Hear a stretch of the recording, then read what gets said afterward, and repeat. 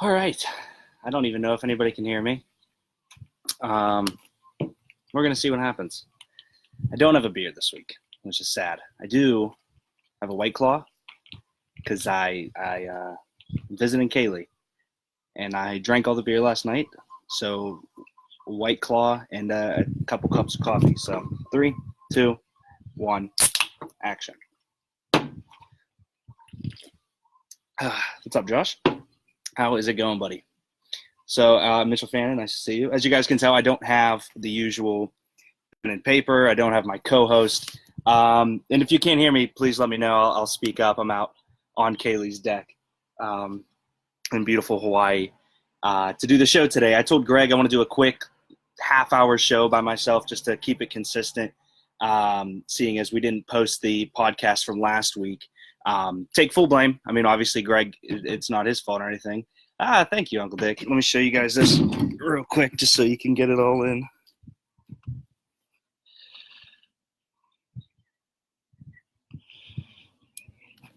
The beautiful view from Kaylee's deck, which has been one of the coolest experiences of my life. She's sleeping, so if she wakes up in this time frame, obviously I'll have her on to co-host. But like I was saying, I told Greg I wanted to do a quick episode, keep it up. Again, if nobody can hear me, there's winds, there's cars, there's dogs, there's chickens, there's pigs, there's geckos, there's a wild avocado tree in the backyard that might make some noise, so just let me know. David Seckley, thank you for joining. I will definitely need a research department today. As I have mentioned, I don't have anything really notes-wise, plans-wise. So let's just get into it. The one thing that Matt Parasluka commented that I'll get to at the end of this. It'll only be a quick show today. Will be Marvel characters and what sport they should be playing. We're just going with the Avengers. If anybody wants to eventually, when we get there, write their Marvel character in, that is totally cool. I will gladly talk with you about that. When am I going to get on the podcast? You know, Keaton, many people ask that question. You know, it's just a simple donation, a one-time donation of $7,000. Green screen. Yeah, Denny, this is my green screen. No. If you ever want to be on the show, on the podcast, it is totally open. Greg and I are very open to having people on, tell your story, your sports, everything about it. Again, if you want shirts, hats, coffee mugs, everything like that runs through Our Point Apparel and Ryan Votash. So we'll get you on, Keaton. Don't worry, we'll get you on. Marty, hello. Marty, I asked him if he wanted to come out here and join the show, if he would fly to Hawaii, and he said he couldn't. I don't really get it. Not sure. A set of Hounds tickets, deal. Sure, Denny. Whatever helps you sleep at night. So let's get a little bit into sports. Went on an absolute article bender when I first got here. So basically, for everyone that doesn't know, my flight flew in Saturday night. What a freaking noodle. Flew in, got picked up, and then Kaylee worked the next day from 7 to 7. So the funniest part about being here has to be that I had to wake up basically at 6 in the morning to prepare for football. Because, if anyone in here is in a fantasy league or anything, or you just like watching football, you wake up, a little bit before the game, granted, because on the East Coast the games are at 1, and you basically prepare for your day. You wake up around 10, 11, you make breakfast, you drink some beers. Here the games kick off at 7 a.m., which was good and bad. It was very, very cool because when I woke up at 6 with Kaylee, who had to leave for work, I just stayed up, and my body was still trained basically to be 10 o'clock. So I got to finish watching football by 5 p.m. on a Sunday. And then I had the rest of the day to do nothing because Kaylee worked. But it was really cool, man. But so this Sunday will obviously be a little bit different. But I did write a couple articles. I know a few of you shared them, so I want to touch base on those really. The biggest one, and I know this one's kind of a hot topic in Pittsburgh right now, is the whole Le'Veon Bell trade rumor, what his value is. Now, we got a lot of people saying easy we'll get a first-round pick for him. And it's not – I would almost guarantee the people saying that we're getting a first-round pick for – I got to start working on my voice for my future. Hey, Keaton, yes, I know what you're going for. Anytime you want to practice writing, practice being on camera, you just let me know. We'll get you We'll get you situated. Again, Greg and I, Greg is the co of everything, but we started this platform as a way for anybody that likes to talk sports to just be able to talk sports.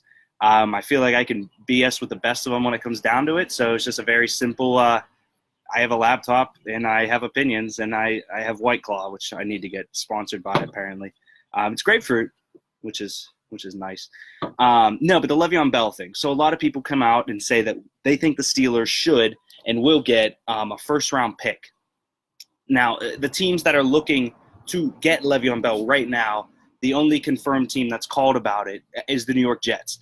You look at the Jets last year, they won 6 games on a defense that was very, very young but very talented, an offense that kind of still to this day hasn't found their identity. I really like Robbie Anderson, Quincy Enunwa. I really wish they would have kept Austin Seferian-Jenkins. But they do have their quarterback. And I think we can all admit that Sam Darnold, being one of the youngest quarterbacks we've ever seen, I think he's the youngest to start in the Super Bowl era. And again, if you're new, the noise, there's cars, there's various animals, so apologies for that. But the big downside to what the Jets have is they don't have a Super Bowl ready.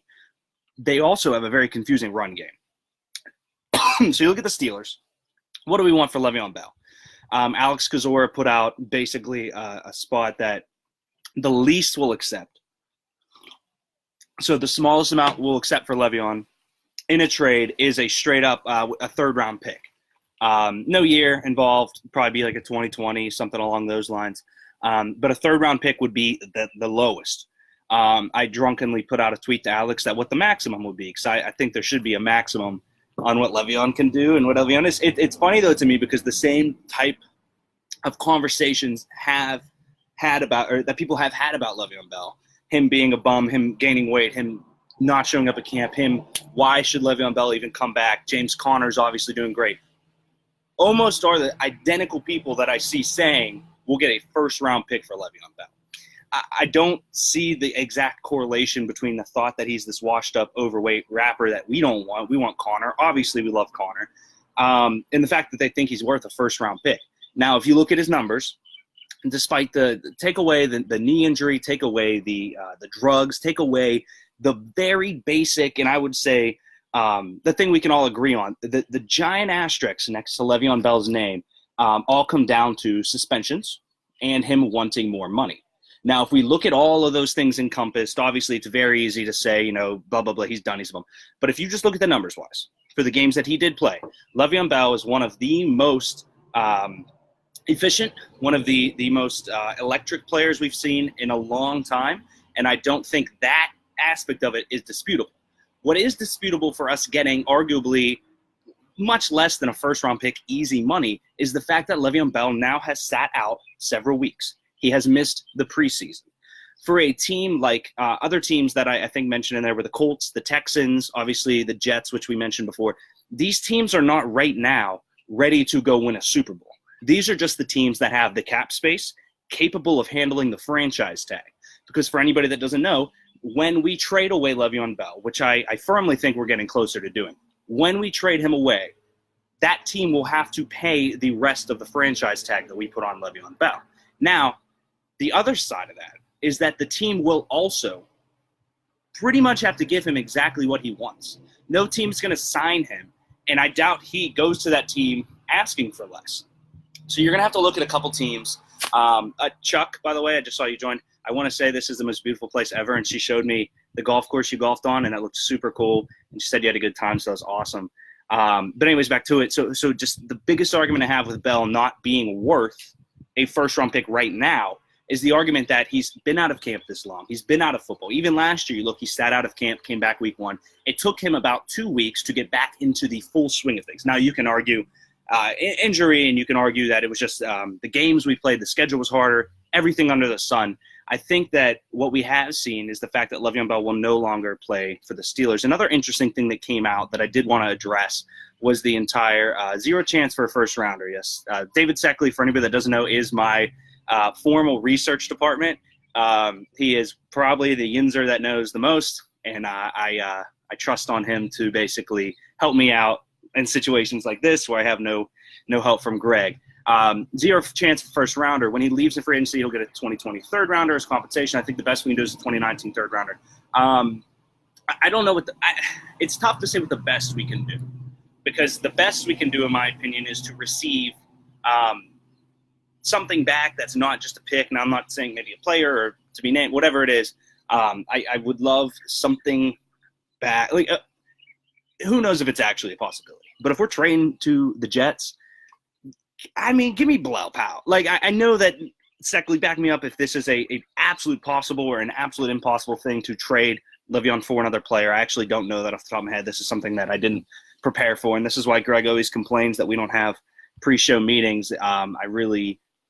Now I feel bad for Greg because I see what my mind does in these situations. But when it all comes down to is Le'Veon's going to go to a team like the Colts, Texans, Jets that is not currently in the running for a Super Bowl. Now, all of us, and I say that to myself, thought the Texans would be doing much better than 0-3 coming into the season. Deshaun Watson has looked okay. It's one of those things where it blows my mind. You are Deshaun Watson. You had 6 games last year that basically made every NFL team want to draft you, like get a time machine, go back and draft you. You have arguably, now fairly everyone in here is a Yinzer. And I'd still say DeAndre Hopkins is arguably the best receiver in football. I don't think he is. There's an argument to be had. The fact that I don't think he's getting enough work, the fact that you have Will Fuller who's doing decent, the fact that the team doesn't have a tight end, the fact that their defense is kind of underperforming, even with Watt and Honey Badger doing well, and the fact that Lamar Miller has basically been a no-show since he came over from Miami worries me a lot about that team. I think nobody's going to figure out Watson. That's always the term we like to use, Oh, he came out of the draft. We figured him out. There's no figuring out good quarterbacks. You can have the perfect game plan against Aaron Rodgers, but he's Aaron effing Rodgers. You know what I mean? But the Colts are another team that I love Andrew Luck. Andrew Luck is arguably the most pro-ready quarterback to come out of the draft I think I've seen in a long time. Now, obviously Wentz, Goff. I'm not going to touch on Jameis Winston right now. But there are high-profile quarterbacks coming out of the draft. But when you look at Andrew Luck, he was the guy that you're like, no, there is zero chance that he does anything wrong. It's possible or legal. But the Steelers aren't the type of team to trade a player in the middle season. Okay, yeah, Seckley, that's another thing that we always get in on is that the Steelers, and this is something I actually want to touch on here in a minute too, is the Steelers do things very differently. And that's a good – they're not going to bring someone in that wasn't in their training camp. They're not going to bring someone in that wasn't the Steelers' way. Completely understandable. But what I'm saying is that a team that is going to trade us for Bell has to understand that he's doing this strictly for money. And I think that's where the big divide comes between Yinzer Mob, Yinzer Mafia, all of us being like, I'll go down there and kick his ass, and Le'Veon Bell. There's certain players that just don't care about Super Bowls. Now, you could say, well, he's not going to be the greats. He's not going to be the best all time. He's not going to go down in Steeler history. I get that. Le'Veon Bell doesn't really care about a Super Bowl. He wants his money. And if you look at the way that running backs are paid and the structure of that, you can't fault the guy. But at the same time, I think the Steelers should have dealt him a long time ago. It just comes down to the fact that they were sitting there basically, hoping that he would just show up and they have a game plan moving forward without him. But I think Le'Veon, closer to preseason, has a much higher we had a better chance of getting a first-round pick earlier on if we knew these contract negotiations were going to go this way. Obviously, hindsight 2020. Another issue about the Steelers that I'm not going to get too deep on, but this whole I always have an issue with them drafting guys in the first round that I feel like they feel are very Steelers guys, very, this is our guy. Examples. The jersey I have that you can see above me during 2 years deep in my own apartment, which you'll see in a week from now, has the name Dupree on the back. I like Bud Dupree, really do. But, oh my God, he is playing terribly, and he has in his 5 years here. He's not the worst. He's just not a first-round value. Artie Burns, not the worst, but not a first-round. Cody Sensabaugh is getting reps in practice and reps in games over our first-round draft pick. Granted, I think that was a bit of a panic pick, Artie Burns, because the Bengals came in, and secondly, I forget the name of the gentleman that came in. the Bengals drafted a cornerback that we were looking at, and I want to say it was like Hargraves or no, that one's to Tampa. I'm getting off track. He was from Houston, I believe. But what I'm getting at is that even I thought that Watt was a stretch. Now, knowing his lineage, knowing what he has become, he is arguably our best defensive player, him or Hayward. But and it comes down to this year's draft with Edmonds for me. The Steelers like to get guys that they are, these are the Steelers. And so that I'm just basically going on this rant to kind of lay a little bit of credence to Seckley's comment of the Steelers aren't the type of team that are going to do that. I think we all need to come to terms with the fact that the Steelers, William Jackson, thank you, Seckley, very much. That yes. I think we need to come to terms with the fact that the Steelers are a franchise that's not going to do a lot of stuff. And I think, though, we were kind of proven wrong with hashtag Dobbs to Hodges. A lot of people, including myself, read the reports, and I thought Dobbs was gone. And they kept Dobbs and cut Landry, and that was probably one of the most progressive things I've seen the Steelers do in a long time. And Seckley, let me know if there's more progressive things I've missed with the Steelers. But Denny says, platinum records hold more weight than a Lombardi trophy and a ring. So hold on, Denny. And it's getting windy here. So if you can't hear me or I say something you can't understand, let me, tell me to repeat it. I'd argue, Denny, that a Lombardi trophy means nothing after football. Now, a Lombardi trophy gets you closer to the Hall. A Lombardi trophy gets you to do things past your career. I'm not saying his rap records are bigger than a Lombardi trophy. What I am saying, though, is Le'Veon asking for the amount of money that his workload, he believes his workload deserves, might outweigh a Lombardi trophy in his mind. Now, a lot of us sit here and we say, great team player. Oh, this guy, I'd argue to him it doesn't matter. To a lot of these players, it doesn't matter. Because at the same time, they know the team can cut them on an injury. The team can cut them for bad performance, things like that. Now, that's not what we want to hear. We want to hear that they are diehard Yinzer Steeler people, and that guy's a diehard Texan, and that guy's a diehard Cowboy, and that's fine. But it's one of the first times that I can really look at it as a sports fan and say, wow, this guy, well, not first time in Pittsburgh sports, that this guy said, no, like money means more to me than the city, than this area. Because you could easily make the comparison that in our lifetime, Alex Rodriguez made the same idea. He left the Texans, went up to the Yankees. Granted, that was, I think, a $100 million contract. So, yeah, I would do that too. Lev's not asking for that $100 million contract. So I don't think it's exactly a fair comparison to say platinum records. One, because he's never going to get a platinum record, Eddie. He is a terrible rapper. I'll play his music till the day I die just because it's funny and it makes everyone mad, and I'll blast it in the car with Kaylee. No, he's not getting any platinum records anytime soon. So let's get off that. Unless anyone has any comments, questions, please, in the coming days, feel free to text me. Feel free to DM me. I love having discussions about the Le'Veon Bell thing because it is so passionately driven. Like people, I'm wearing a Pirates hat. I love 4-1-2. I love the Steelers. I went to a bar, which actually fun story. Seckley will appreciate this, and anyone here listening. Oh, good morning, Kaylee. If you'd like to come up here and join me instead of watching, you're more than welcome to. She's right down in the bedroom. But we went out to the bar for the Steelers game, and we were sitting there with just another guy, and he was talking, and then in walks a gentleman in a Palomalu jersey. And, Steelers travel well, and I'm thinking, okay, maybe this guy just has the jersey. Right here on his neck are the three logo diamonds. And we got to talking, and his mom grew up in Penn Hills. He's been a Steelers fan. I still sleep. Good you for. But his mom grew up in Penn Hills, and Kaylee obviously grew up there as well, and we got to talking a decent amount. And it was really cool, actually, because we sat there and we talked about Bell and Brown and Boswell and Ben and Dobbs and Landry. And he knew his stuff, which was the coolest thing. And I think that correlates back to the same reason why I started Thoughts on the Bench. It's just the coolest thing ever. Like, you're sitting at a bar in Hawaii, chugging Bud Lights because the $3 PBR kicked, and you're tired of craft Fire Rock beer. And now that's Kaylee. I drank all the White Claw. So the next article I want to get into is and please, guys, sound in here. This is one that I think I am in the minority on, and I found a really big niche, whatever you want to say. I found a huge niche market in Logic. in football because I think it's hysterical the amount of people that don't like the hits on the quarterback for the wrong reasons. We can all sit here and agree that when you hit the quarterback, Mike Logia, Colorado, thank you for joining. I am just getting on the Clay Matthews hit. I would love to hear you sound off on this. There is a blatant difference between last year's rules and this year's rules. I'm going to start off with a basic one that everybody from Pittsburgh can understand and agree. Jesse James, under the rules this year, would have caught the ball to beat the Patriots.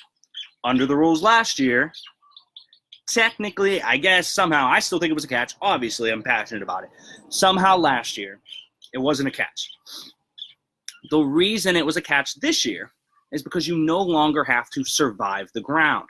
What that means is I can catch the ball, take my 2 steps, fall, lose the ball, still a catch. Another really good example of this is the Dez Bryant. Dez, and this all comes down to Dez being such a try-hard and loving the game of football. He tried to extend, turned over. The ball never touched the ground. It was a super weird call still to this day. Dez caught it.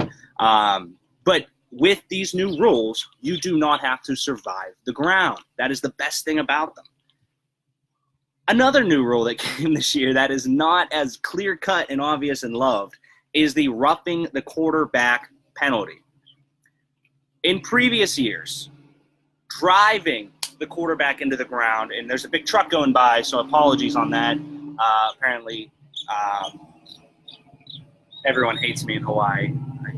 I asked them not to drive this. It's not even a truck. It's a little car. Anyways, also, if I find one, I'll zoom in the camera on it. There were about 1,000 geckos here, and I found one this morning, again, with no tail. I don't know. Super creepy. Anyways, back to this hitting the quarterback thing. So let's start a little bit earlier and a couple years ago with the whole CTE thing, with Aaron Hernandez, with a lot of things going on in these players. So obviously the NFL doesn't want to come out and admit that they are killing people, and not that the NFL is killing people. And these players know, well, you have to assume. I guess I should say I assume these players know what they're signing up for.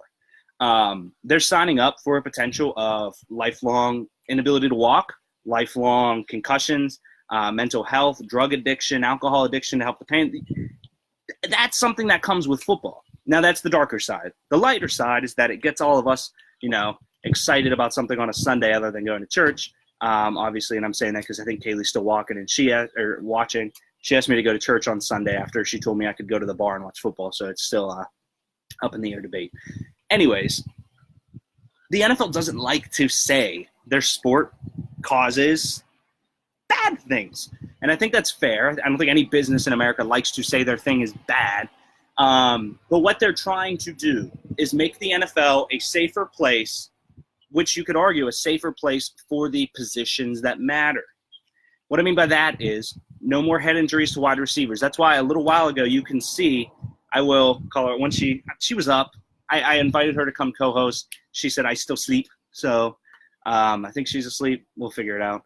I will, though. I'll tell her you said hello. But anyway, so basically there's a couple years ago where defensive backs, cornerbacks, middle linebackers were hitting players low. And a lot of the players were like, no, please hit me high because I need my legs. The reason they're hitting low is because you would get a huge fine and you would basically get a large penalty for head-on-head collision injuries, which I think is I think it's good. I think obviously it's a good place to be. The big problem with it this year is that it no longer is about how hard you hit the quarterback. It's almost not about where you hit him. What it's about, and this is the rule where I think a lot of people are mad at the refs and the hit more than they are mad at the rule, if that makes sense. Hear me out. So what's happened, Clay Matthews twice now. Clay Matthews against Minnesota, arguably picked up Kirk Cousins, tackled him to the side. Under any other NFL, AFL, CFL, flag football, apologies, flag football would obviously be a penalty if you sack somebody, but you know what I mean. Under any other rules, perfectly fine, no helmet, picked him up by his waist, laid him down.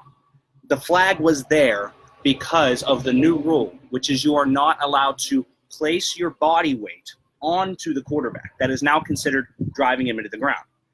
That one, maybe the Minnesota Viking one, we could argue was. This past week, though, under any other year football's ever been played, anything else except for flag football, which I made the mistake of, was a very, very, very, very quote-unquote textbook hit. The problem is not the hit. The problem is the rule. The rule states you cannot put your body weight on a guy. It is almost physically impossible for me to tackle you without putting your body weight on it. They tried to explain it on NFL Network in the morning, and basically the argument was, do not grab the quarterback and drill him. You need to run through the tackle. I don't know if you have ever been 6'5", 300 pounds. I haven't. For me to run and push somebody, I fall on them, and I am 6 foot 200 something pounds. I'm not going to say it.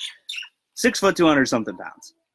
For these people to do what they do at their big body weight and all that stuff, they're going to fall on people. The problem isn't with the referee flagging it, because technically the ref is doing his job. He's calling the rules. The problem is the rule. Now, what it should come down to is the referee's discretion. Big fancy word that I'd love to use, because basically it means whatever. The discretion rule is something it's always up to someone's discretion. Well, if I, break a window in this house, and it's up to my discretion about something along those lines of how it broke, be like, oh, I was defending myself against a gecko. It's discretion is an easy way. How did running through the tackle work for the Patriots against Eli in the Super Bowl? Well, different era. But actually, I do want to bring up the conversation about Wake, I think it was. Or no, it's Hayes for the Dolphins. He tried to avoid, the sack that the NFL deems illegal. He hit the quarterback, tried to not fall on him, tore, Seckley back me up, I believe it was his ACL, and is out for the year. So you have two prime examples right now of why the rule is not working. Hayes, yes, thank you. I think that's the guy, and someone tell me if I'm wrong here, on Hard Knocks, I think that's the guy that believes in mermaids but not in dinosaurs. So, weirdo.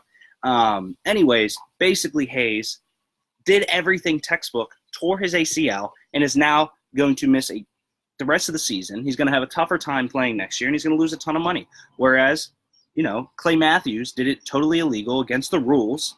The hit was illegal because he landed on the quarterback. It wasn't a vicious hit. He doesn't look to hurt anybody. That's just how it was. And I agree, Color. A lot of quarterbacks are saying it's BS. A lot of quarterbacks are coming out and say, I'd rather you fall on top of me.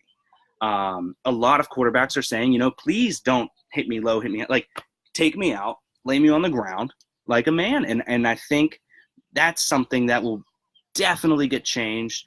And that's one thing about the NFL. Yeah, they're a bunch of jackasses. It's not the best league ever. We can all agree on that. I think the best league in America, in my opinion, is the NBA when it comes to rules, understanding the game. Now, you can get on the three flopping, but I think they switched a little bit. But the NFL at least changes year to year.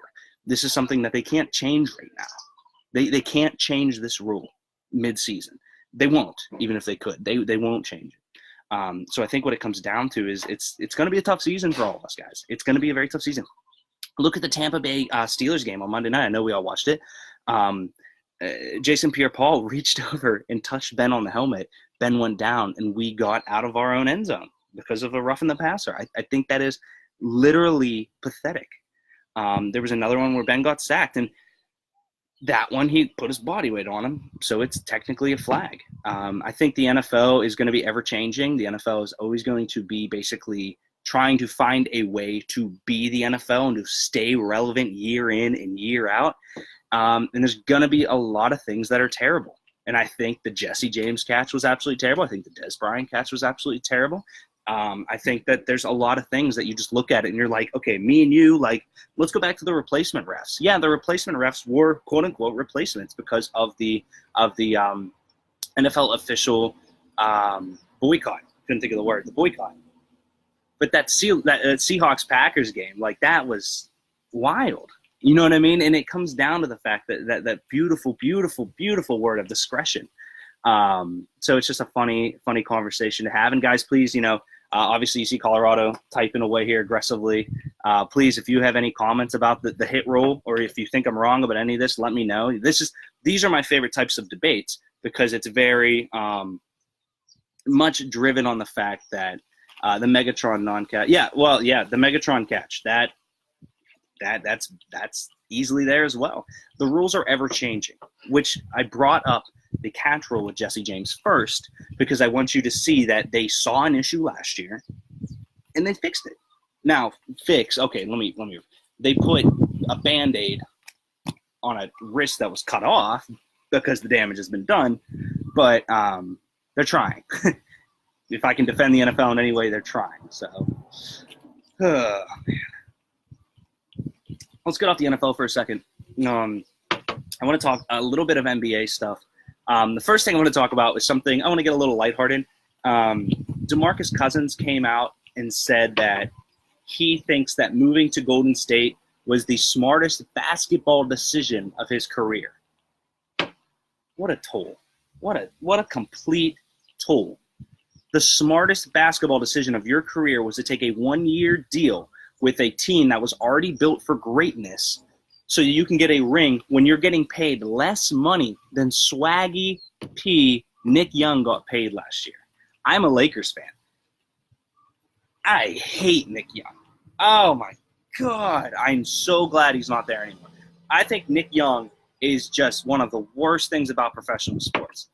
I just hate him. Every ounce of my being dislikes that guy. It has nothing to do with anything more than the fact that he was bad when the Lakers were bad, and it was very frustrating to watch. And you can see me pulling up different beverages between coffee, water, and White Claw right now. So, Boogie Cousins said it was the smartest basketball decision of his life. I mean, I'm calling him out right there. I think the smartest basketball decision of his life was to play basketball, was to go to Kentucky. A free championship is a good basketball decision. But let's go back to this conversation a little bit. Boogie Cousins basically said, I'm going to give up my chance at winning a ring in – I mean, he wasn't going to win one in New Orleans. Let's admit that. But say he goes to Portland. Say Boogie goes to Portland and he becomes one of the greatest trailblazers of all time and they don't win a ring. Well, you gotta deal with me. I literally have probably lost 20 pounds of pure sweat in this place. I'm just throwing that out there. So let's talk about Boogie. Boogie's basketball decision to take the easiest route ever to join the Golden State Warriors is something that here's the thing I'm going to say, and a lot of people probably aren't going to like this comparison. How is that different? Okay, so say Boogie takes the money. Say Boogie stays at the Sacramento Kings 3 years ago, takes the Supermax deal. Is that very much different than Le'Veon Bell leaving the Steelers? I mean, don't say it's a stretch when you're saying there's a decision to be made. He left the city that drafted him. He left the city. Okay, so let's retroactively backstep a little bit. I'm going to start with Mike's comment, and then winners, I will absolutely get to that because that is one of the most pure things brought up in this argument. LeBron started this. Yes and no. LeBron didn't start the super teams. What LeBron James did start was the ability for players to move around the league without having to worry about GMs trading them or basically worry about their agents doing the deals. LeBron, and I on the court, guys, I hate LeBron. Off the court, he's one of the greatest humans of all time. He'll do more for this world than most people will think about doing in their lifetime, and I think he'll be, after his career, he'll be one of the most impactful humans ever. On the court, hate the guy. LeBron started the ability for players to decide where they want to be. Yes, free agent has always been a thing. But what LeBron did was LeBron basically made it okay to say, I don't need all the money. I need a ring. Where do I go? Miami with an already made, yes, I say already made Heat team with Dwayne Wade, who just won a ring in 2006, and Chris Bosh, arguably the second, third best player in the East at the time. Obviously, Toronto was, they were up there. They were an up-and-coming quality team that was competing against Cleveland, competing against the Heat. So you basically pull two franchises, the Cavs and the Raptors, send them back into purgatory, and you make the Heat the favorite. Now, that move comes on the heels of what the Boston Celtics were able to do with Kevin Garnett, Paul Pierce, and Ray Allen, and Rajon Rondo. Don't forget him. He was there too, kind of. But what they were able to do was make the move without the GM or the owner having to be a part of it. Yes, if you think Satan's child, Pat Riley, was not part of the deal, you're crazy. But the difference is LeBron orchestrated the move at the U.S. national team basketball practice. I think it was in 2008. I could be wrong on that. I think it was 2008. But basically what that comes down to is that LeBron started the ability for players to say, why am I waiting around at a team that drafted me to be nowhere, to be one of their greats, to be Patrick Ewing, to be Charles Barkley? I know other teams and whatnot, but hear me out. Why would I sit around at this team when I could go over there, make almost as much money? Like, I'm not going to be able to spend it all anyways and possibly get a ring.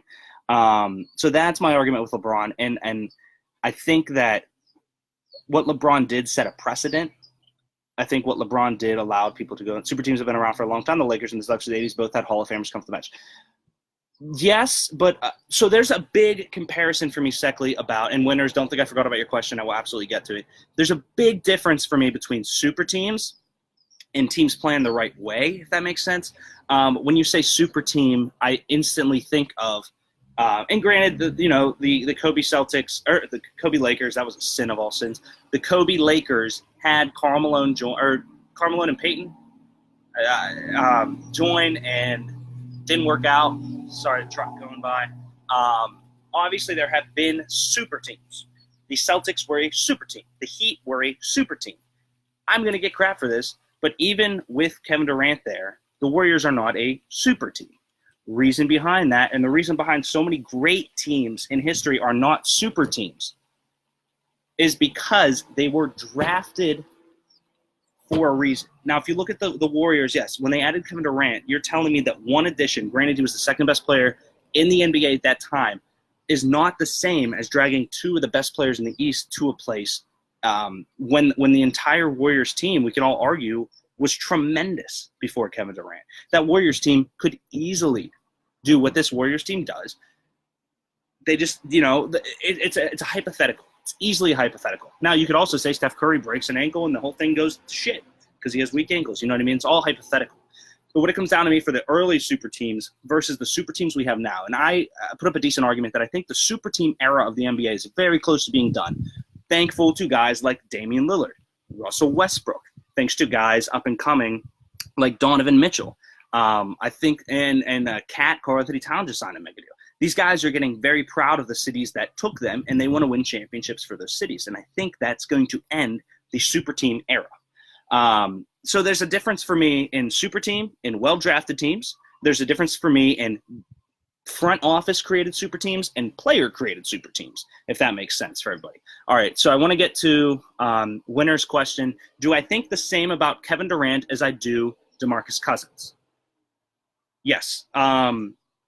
Yes, I do. I think that the decision was one out of necessity to get a ring. I think the decision was out of the fact that they both have more money than they know what to do with. And I think both decisions were very weak. I think the weakest thing that come out of it so far is that they both have to stand there and defend their issues, though. That's something I don't really agree with. The fact that both of them are sitting there, and Kevin Durant's made these burner accounts, and he just seems to not be taking everything well. But guess what, man? You made this decision. Still now, now with DeMarcus Cousins there, the Warriors are entering my category of super team. But what it's come down with the Kevin Durant move is Kevin Durant, basically, I think it was a story by Clay that his brother texted him, and Clay woke up to a text from his brother saying, "You guys got Durant." He couldn't believe it. It is absolutely amazing that the team has maintained this level of success and retained their talent. A lot of those guys are getting pay cuts. Clay's a max player. Draymond, despite the fact that a lot of people don't think he'd be as good at other teams, is a max player. Look at the league. There are guys, Tyler Johnson in Miami, almost has a max deal, and he's a butt shooting guard. It's insane the amount of money NBA people throw around. So, yeah, I feel the same exact way about Boogie Cousins as I do Durant. The move is weak. I don't think it's a smart basketball move to win a championship. It is. But you have to accept the fact that there is going to be an asterisk next to your name. And I if that's fair, unfair, that's not for me to say. There just is. Every time you bring up Kevin Durant now, asterisk. Every time you bring up Boogie Cousins, there's going to be an asterisk. And they're both amazing players. They are both arguably some of the greatest players we will ever get to see play basketball. If you don't believe me, Boogie Cousins' early film is some of the greatest you'll see. Kevin Durant is 7 foot. He is the same height as freaking Dirk, and he's out there looking like an athletic guard. It is tremendous what these guys are able to do with their bodies, with their shots. They're both three-point shooters, and that is freakazoid. Kevin Durant is taller than Boogie Cousins, and they both shoot threes at 7 foot. That's insane. If anyone has any thoughts or questions, please let me know. Those teams were built, not players collaborating to play together. Well, that's where I come out of Colorado with there is a distinct difference between a drafted team, a well-drafted team. I'd say the Celtics were there before they trade. Well, I mean, they traded for Horford, they traded for Hayward, they traded for Irving. So I would say, yes, that is a front office created super team. Before that, though, the Isaiah Thomas team that went far, that was just a well-drafted team. If they would have kept those guys and they would have ended up like the Warriors, which obviously I don't think we'll ever see again. That's a very, very long stretch of time with tremendous draft picks. Now, I still credit that whole team to Mark Jackson, even though I love their current coach. Mark drafted the players, so that's just what it comes down to for me. The other thing I want to talk about in the NBA is this Jimmy Butler ordeal. Basically, if you're unaware, Jimmy Butler was traded on draft night of last year to the Timberwolves from the Bulls. The Bulls got, I think they got a couple picks. They got Zach LaVine. They got the pick that gave them Lauri Markkanen. And so basically, Jimmy Butler now has requested a trade. It came after the loss blowout game against Houston, I believe, where he flew home not on the team jet. He flew back to his house. And it just basically came down to the fact that I don't know what Jimmy Butler wants. I think he wants to be the face of a very him and Kawhi Leonard are very aligned in my mind right now. I love them both, very good defensive players. I think Kawhi is obviously a tier and a half above what Jimmy Butler can do, but they don't want to be the guys.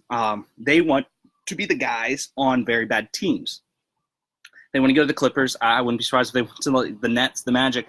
They want to be the guy on a team that has no pressure to win, but just be the guy. It's a weird conversation to have in sports.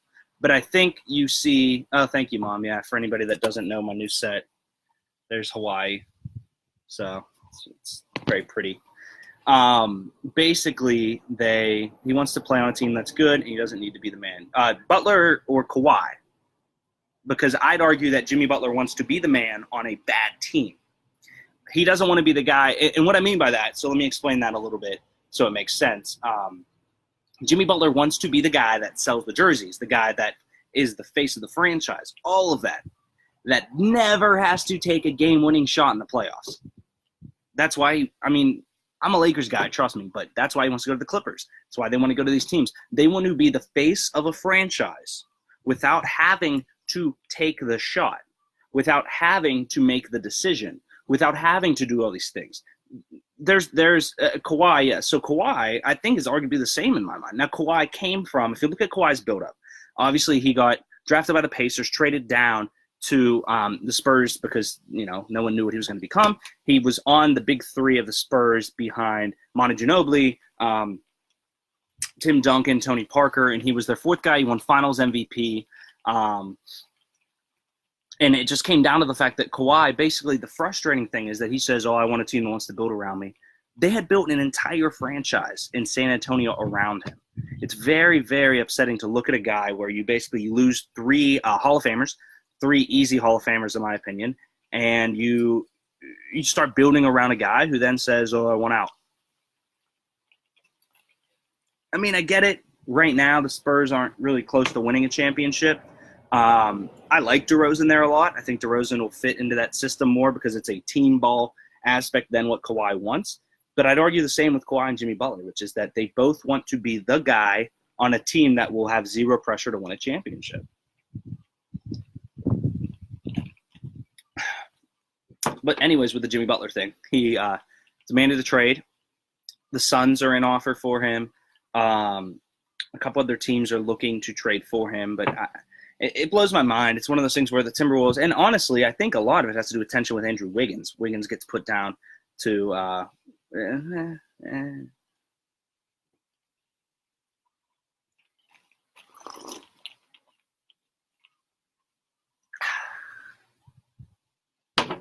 I don't like Wiggins. I think Wiggins is a bust.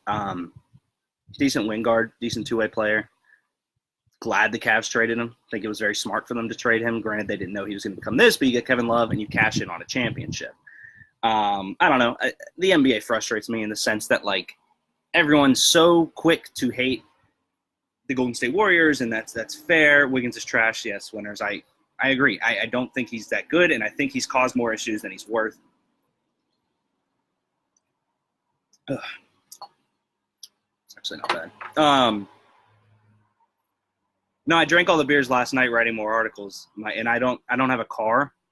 Kaylee had it at work, and I have no idea where the nearest beer place is because I'm in Hawaii. I think it's there, like up the. I don't know actually. So White Claws are all I got. So let's break off it. Trying to think if there's anything I missed sports-wise, guys, that you want to cover today. Really, the big things were a lot of the NFL talk. I do want to preview the game tonight. Another thing I do want to touch on real quick, and don't mind I'm touching up on the show notes. Shout out to, because obviously he watches this, my Lord, Tiger Woods is back. His 80th professional win. It's just... Watching him on Sunday was probably one of the most iconic moments I'll ever just sit down and enjoy. Wow, it was pure fun. Just looking at him being back, shooting his shot, leading the charge. He was unbelievable. And the whole world, man, was just on edge. Seeing Tiger Woods back is one of the coolest things ever. All right, USL. Yeah, there is a league restructuring going on in the USL. Dennis, good bring up. I'd talk about that if Greg was here, just because I don't know too much about it. But I'm excited for it. I mean, the USL needs to do a lot of things because the way that the MLS has been moving, it's a little frustrating. The USL has not picked up the same, traction. I think that in a lot of cities it has. So hear me out. Obviously, Pittsburgh is I think they're still second in the division, Denny.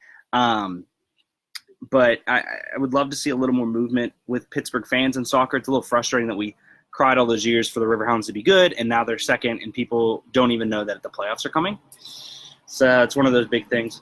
Colorado says, I have Brady, Tannehill, and Cousins, 2-quarterback league who is starting. Interesting. So that'll lead me into the conversation about the game tonight. Well, and it's tonight for you guys. It'll be – what time? It'll be at 2 o'clock. For me, so we'll see if I get to watch it or not. Tonight we have the Minnesota Vikings versus the Los Angeles Rams. The Rams have been one of the best teams we've ever seen, one of the best defenses, obviously, of late. So you put up Kirk Cousins, who had a terrible, terrible week against the Bills last week, which was unbelievable, first and foremost. Josh Allen just freaking balled out. But if you're looking at a 2-quarterback league, basically you're looking at upside. Personally, I'm not scared of Cousins in this Rams team, especially with I'm not sure, I haven't checked it out, but for people that don't know, Aqib Talib and Marcus Peters both went off with injuries last week, so there's a decent chance you'll be able to throw. Yeah, they lost both their starting cornerbacks, Aqib and Peters. So you look at it, I still think it's Kirk Cousins and Brady for me, but Tannehill's been kind of on a warpath here, and you look at Peters is expected to play good, so we'll see what happens. Basically, what it comes down for me is that I never bench talent. Tannehill has been playing very well, but they're up against the Patriots, and the Patriots' defense has been pretty bad. I think it's going to be a tough division game for both the Patriots and the Dolphins. The Dolphins are 3-0. For me, it's one of those things that until the Patriots stop being the Patriots, they're still the Patriots. If that makes sense. So I guess I'd go Kirk and Brady. Now, if it scares you to start someone on the Thursday night, totally understand that. Because it always sucks to have a bad week or a bad night on Thursday. It sucks to have a bad night, but it sucks to have one of your bigger guys have a bad night starting the week mentally. Because then you're thinking about, oh, well, maybe I need to play this player over that player, even though he's projected less because he has potential for a touchdown. I wouldn't worry about it. I would stick to your guns until you're proven wrong, even though last week I think was a bit of a fluke. That's just my opinion there, man. So we'll see what happens. But tonight's game should, honestly, in my opinion, be a really good one. I think Minnesota's defense is going to be lights out because last week they got lit up by a rookie quarterback, and I don't think that they went into this week thinking that they're going to go into LA and let Goff do the same thing. Now, Jared Goff is an elite quarterback, in my opinion. He's not a system quarterback. He is very, very talented. This is one of the most high-profiled offenses we've seen in a long time with Gurley, with Cooks, with all these guys. Suspect this is playing time. Okay. I think more likely than not, Peters will get a snap. You know what I mean? Like, I think he'll play. But still, with the injury, it's tough to assume he's going to be the same Marcus Peters, if that makes sense, winners in Colorado. But at the same time, I still love Kirk. Kirk Cousins has been one of my favorite quarterbacks since he came in the league. There was a reason the Redskins drafted 2 quarterbacks in that draft. Front office wanted one, coach wanted another. Obviously, the other guy's name was Robert Griffin III. And due to an injury, Kirk got some playing time, and Kirk really hasn't looked back. Twice franchise tag. Always in the league. Excuse my uhs and ifs. He's always up there for the passing yardage each year. He just is. Now he has the weapons to do it. I think it'll be just fine if they get their running game going. But I do like tonight's game. If you're going to ask me, I'm still going with the Rams. I think that this Rams team is destined for glory. Ever since they wanted to trade for Khalil Mack on a 1-year deal and just pay him for the 1 year on a franchise tag just to win a Super Bowl, I think this team is basically bound for glory. So, all right, we got 9 minutes left. I want to get to the comment by Matt Paris-Luca, who sadly is not here. But he asked me a question that I thought was pretty fun to end on. So out of the Avengers, what sport would they play? Now, so let me see. All right. So Cap, and when I knew you wouldn't be able to stop talking after only half an hour. You know, exactly. What is it? The plans of mice and men suck. Or there's a quote. Find me that quote. The plans of mice and men are easily suck. I knew I wasn't going to be able to quit after a half hour either. But it's mostly just because of the interaction. I blame you guys for me sitting here for an hour when I could be inside sitting in there for an hour. So thanks. So we got Cap. We got Hulk.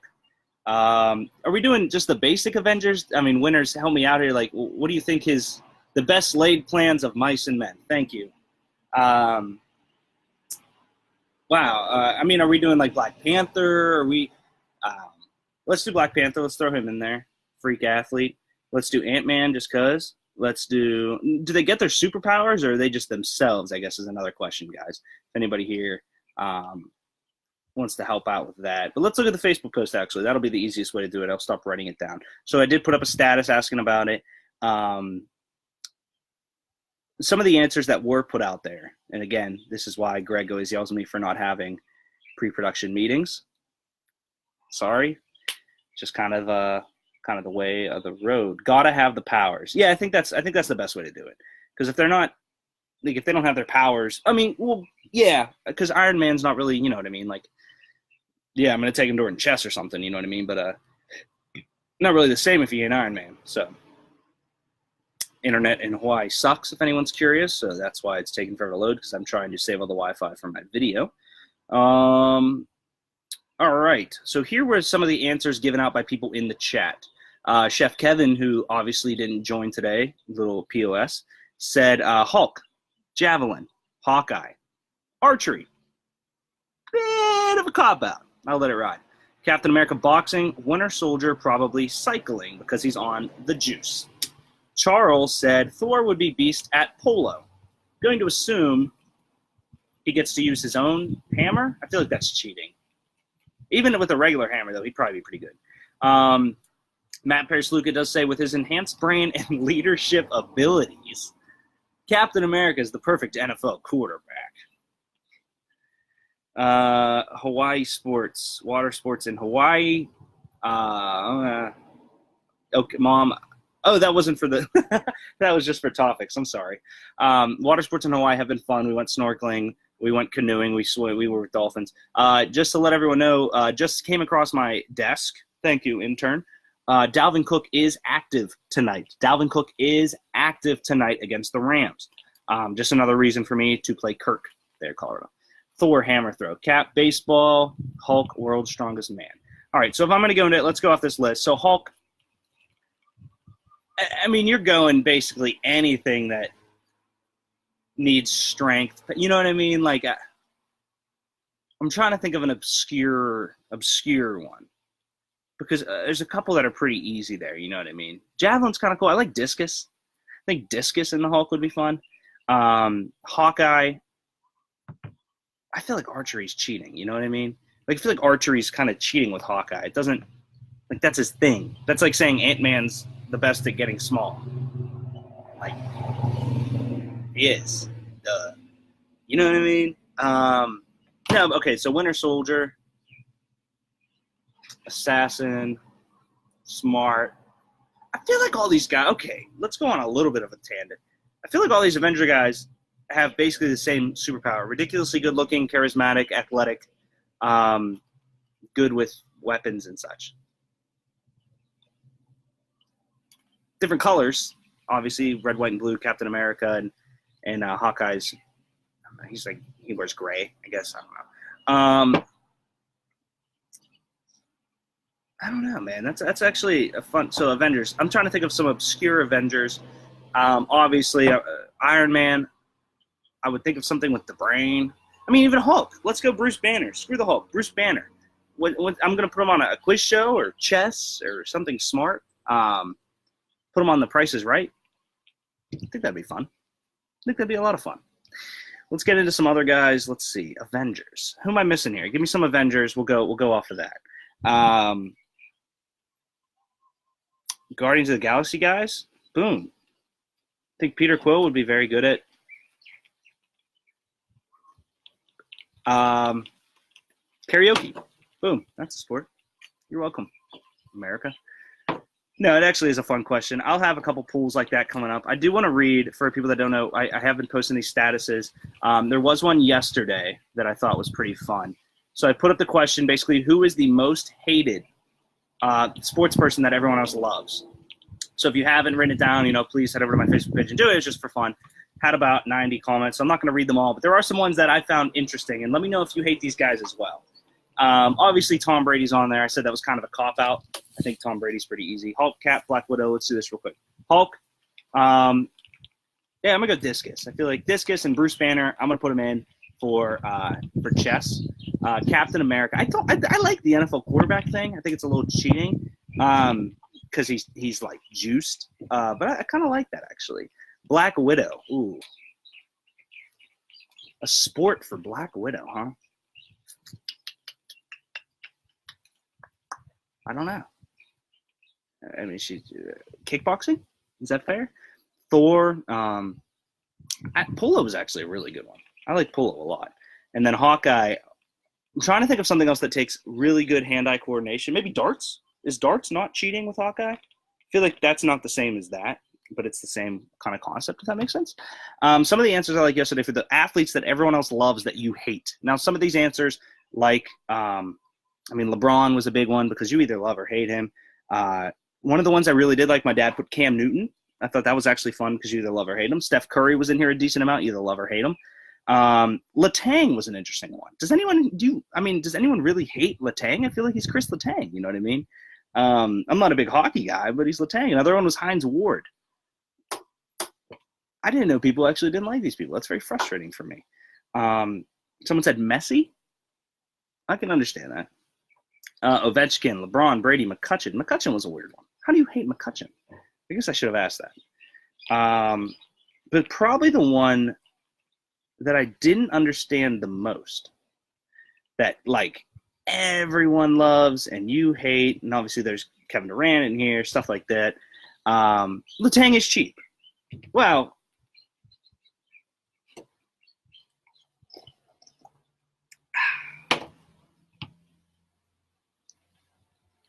Colorado. The one that I was actually really, really surprised by, let me see if I can find it real quick to read the exact,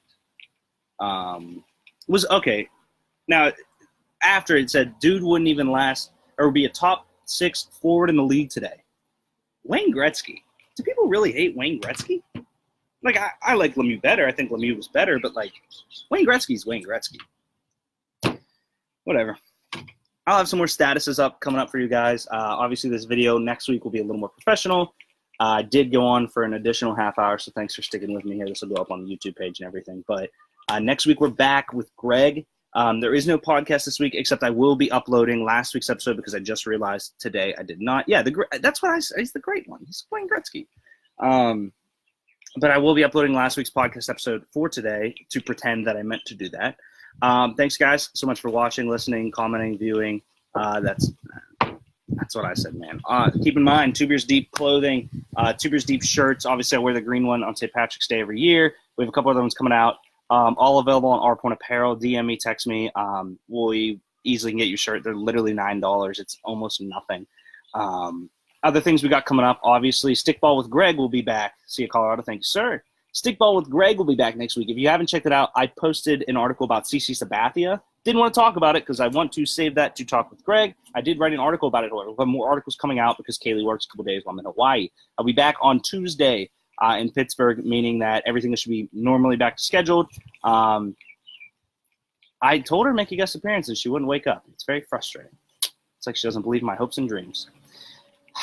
But anyways, guys, so thank you so much for viewing, for listening, commenting. Text me if you have any questions, DM me if you disagree with anything. We also have the podcast basically to be named later with my brother and I, which will be about gaming, movies, culture, music.